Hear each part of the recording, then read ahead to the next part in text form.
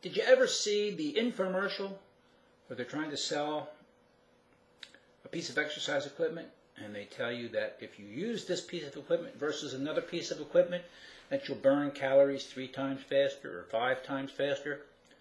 I'm Dr. Greg Ellis. Let's do a little physiology, exercise physiology lesson today so we can get a sense of how all this stuff works so you don't get bamboozled by all these guys.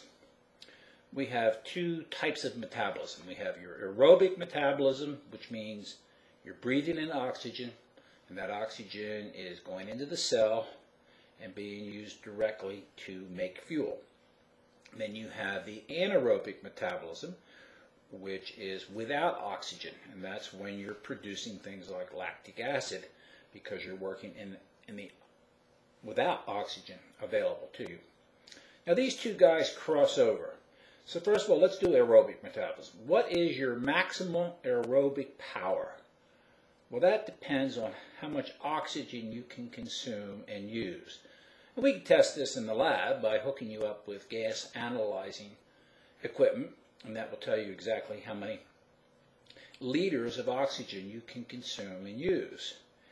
And a good number, a high number, is 5 liters per minute. 5 liters per minute. One of the highest numbers ever recorded in the world was almost up to 8 liters, and this was seen in an Olympic cross-country skier. Really out-of-shape people can only do about 2 or 3 liters per minute. That's their capacity. So each liter of oxygen will represent the use of about 5 calories. It's 5 calories. So if you have a maximal oxygen uptake capacity of, say, 5 liters per minute, your maximal calorie burning in aerobic metabolism is 25 calories per minute. That's it. That's the most you can do. Now, most people can run at about 8 to 10 minutes. That's all they can last at their maximum level. That's it. You can go probably for 2 hours or an hour at least at 80% of your maximum level. That's one reason why it's better to do not so much maximal work, but less maximal work, because you can go longer and you can burn more calories over a period of time.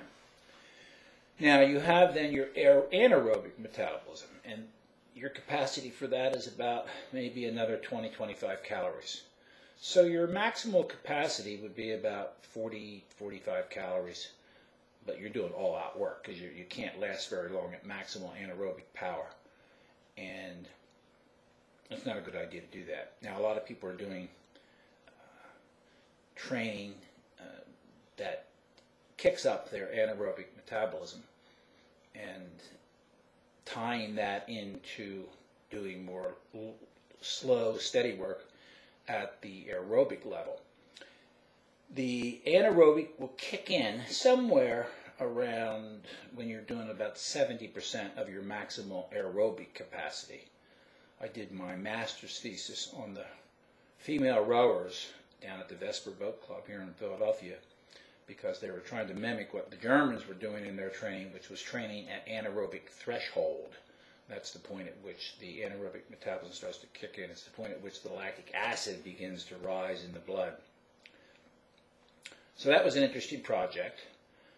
The rowers actually who were training that way, actually our rowers, lost aerobic capacity. Their maximal oxygen consumption actually became less, not more. And I theorized that what was going on with the Germans is that they were doing competitions during the week. And the all-out competition is really what conditioned them. Our girls weren't doing all-out competition. They were just training at anaerobic threshold. So it turned out to be totally useless for them. So that's how many calories you can burn per minute. And that's how you figure out what kind of exercise you want to do. Best to do a combination training. Some long, slow distance kind of work, some interval work, because different muscles are involved, different muscle firing and contraction patterns occur. And this is the one book I wrote called Spectrum Training. You have a spectrum of muscle fibers.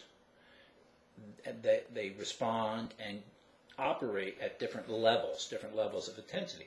So to condition your muscle over a wide range of contraction patterns is a good idea, because you'll be conditioned very well in all areas and be able to do all these different things very well. So that's a good way to train. So that's your physiology lesson today, your exercise physiology lesson in oxygen consumption and calorie burning capacity. I'm Dr. Greg Ellis.